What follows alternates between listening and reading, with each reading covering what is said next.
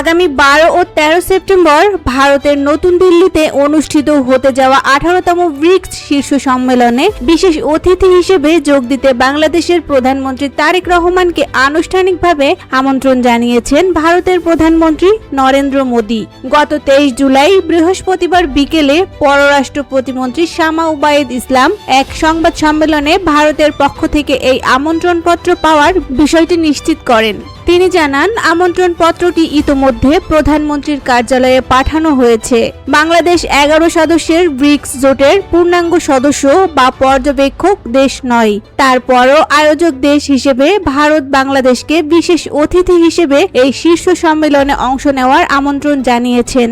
এই সফর বাস্তবায়িত হলে প্রধানমন্ত্রী হিসেবে দায়িত্ব নেওয়ার পর এটি হবে তারেক রহমানের প্রথম ভারত সফর।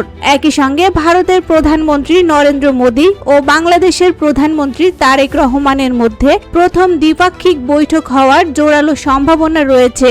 বিশেষজ্ঞদের মতে এই আমন্ত্রণ দুই প্রতিবেশী দেশের দ্বিপাক্ষিক সম্পর্ক আরও সুদৃঢ় ও গভীর করার ক্ষেত্রে ভারতের একটি গুরুত্বপূর্ণ কূটনৈতিক উদ্যোগ হিসেবে বিবেচিত হচ্ছে।